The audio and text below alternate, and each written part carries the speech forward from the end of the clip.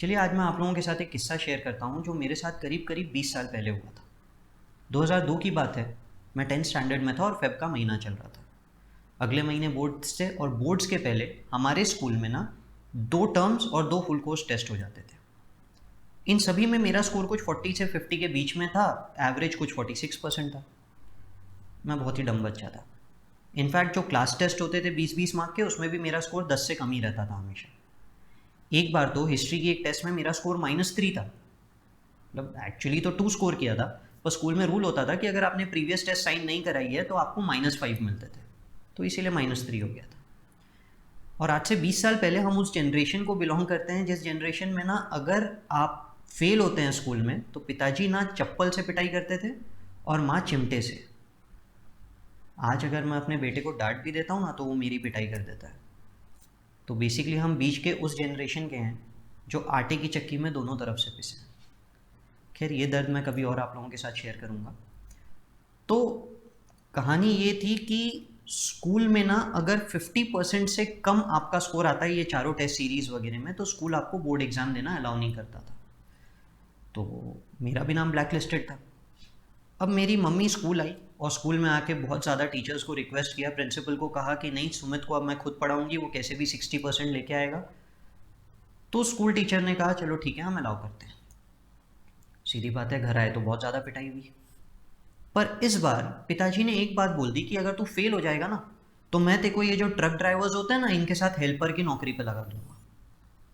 उस ज़माने में ना साउथ इंडियन मूवीज़ का चलन नहीं था, और जो ट्रक ड्राइवर्स होते थे ये गुंडे जैसे दिखते थे, तो बहुत ज़्यादा डर लगता था इन लोगों से। सभी चीज़ों से बहुत ज़्यादा परेशान होकर मैं अपने फ्लैट के टेरेस पे जाके बैठ गया था। नहीं, सुसाइड नहीं करने वाला था। अच्छा, हम जिस मोहल्ले में रहते थे ना उस मोहल्ले में रोज़ शाम को ना बच्चे इकट्ठा होकर क्रिकेट खेलते थे। एक जो बैट लेके आता था, सीधी बात है, वो बोलता था पहले मैं बैटिंग करूंगा। जो बॉल लेके आता था वो बोलता था पहले मैं बॉलिंग करूंगा। और कुछ प्लेयर ऐसे होते थे जिनको ना बैटिंग अच्छी थी ना बॉलिंग अच्छी थी, तो उन लोगों को फील्डिंग कराते थे या 11th प्लेयर बना देते थे। कच्चा नींबू बोलते थे इन शॉर्ट, हूँ मैं था। एक और लड़का था आशीष, पास की बस्ती में रहता था। उसकी माँ हमारे यहाँ सफाई करने आती थी और उस ज़माने में सफाई करने वालों को करीब करीब कुछ एक घर में 300 रुपये मिलते थे। आशीष भी एक पास ही में चाय की बंडी थी, वहाँ से एक पास के अस्पताल में चाय पहुँचाने का काम करता था। तो सुबह और दोपहर वो चाय पहुँचाता था और शाम को हमारे यहाँ हम लोगों के साथ क्रिकेट खेलने आता था। और उसकी नाइट स्कूल हुआ करती थी, वो नाइट स्कूल में जाके पढ़ाई करता था। आशीष भी कच्चा नींबू था, तो हम दोनों की बहुत अच्छी दोस्ती हो गई। उस दिन आशीष सब लोगों को पूछा कि सुमित कहाँ है, तो सबने कहा कि नहीं, आया नहीं है क्रिकेट खेलने। ढूंढते ढूंढते वो टेरेस पे आ गया। टेरेस पे आके मुझे बोला चल यार सुमित क्रिकेट खेलेंगे। मैंने उसे कहा नहीं यार, आज इच्छा नहीं है। वो मुझे देख के समझ गया था कि आज कुछ तो गड़बड़ है। मैं बहुत उदास भी था। उसने बोला छोड़ यार, मैं भी नहीं जाता, वैसे भी फील्डिंग ही कराएंगे। आके बाजू में बैठ गया। फिर धीरे से पूछा क्या हुआ भाई, आज फिर मार पड़ी क्या? मार का नाम सुनते ही ना मेरा गुस्सा बहुत ज़्यादा बढ़ गया। फ्रस्ट्रेटेड तो मैं था ही, और फिर मैंने चिल्लाना शुरू कर दिया।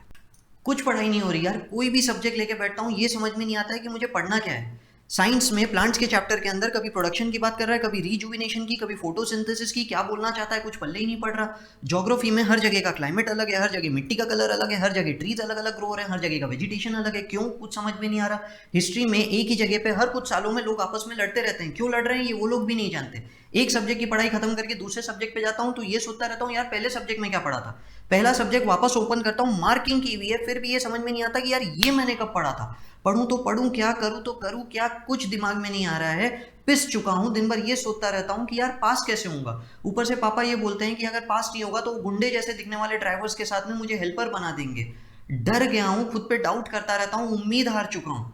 रास्ते में चलते चलते ध्यान नहीं रहता, ठोकर खाता हूँ, नीचे गिर जाता हूँ। टीचर ने क्लास में कुछ पूछ लिया, जवाब नहीं पता, वहीं सुन्न हो जाता हूँ, टूट जाता हूँ। सबके साथ रहता हूँ तो लड़ता रहता हूँ, डांटता रहता हूँ। अकेले रहता हूँ तो रोता रहता हूँ, चीखता रहता हूँ, पता नहीं दिन भर क्या ढूंढते रहता हूँ। कभी कभी एक बाल्टी में बहुत सारा पानी भरता हूँ और अपना सर उसके अंदर डुबा के ये सोचता हूँ कि बस एक बार ये सब कुछ खत्म हो जाए, पर कुछ खत्म ही नहीं होता यार। सब कुछ सुनने के बाद आशीष बाजू में हंसने लग गया। मुझे और गुस्सा आ गया। मैंने उसे बोला मेरी प्रॉब्लम सुन के तेरे को हंसी आ रही है? उसने कहा हाँ ये प्रॉब्लम है। मुझे कुछ समझ में नहीं आया। फिर उसने कहा कि यार सुमित, तुझे पता है मेरी माँ ना दिन भर में 4 घरों में काम करती है। 4 घर काम करने के बाद में वो 1200 रुपये महीने का कमाती है। मेरे पिताजी रात भर दारू पीते हैं और सुबह सोए रहते हैं। उन्हें करीब 700 से 800 रुपये लगते हैं शराब के लिए। ये पैसे वो मेरी माँ से लेते हैं और अगर माँ नहीं देती है तो वो उसकी पिटाई करते हैं। मैं ना दिन में 2 बार चाय की मंडी पे काम करता हूँ, तब जाके मुझे 10 रुपये दिन का मिलता है। ये भी अगर मैं कहीं जा रहा हूँ और कोई एक आध चाय की गिलास टूट जाए या किसी को चाय नहीं पसंद आए और उसने मुझे पैसे नहीं दिया तो वो भी मेरे पगार से कटते हैं। मैं इतना काम पता है क्यों करता हूँ?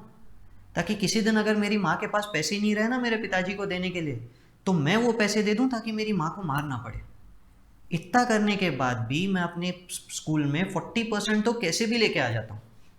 तू तो इतना किस्मत वाला है भाई कि तेरे मम्मी पापा चाहते हैं कि तू बस पढ़ाई कर, और उसके बाद भी तू ये बोलता है, ये सोचता रहता है कि यार तू पास नहीं हो सकता। कैसी बात करता है यार। मैं पूरे तरीके से सुन्न हो चुका था। मुझे गूज़बम्स आ चुके थे, मेरे रोंगटे खड़े हो चुके थे।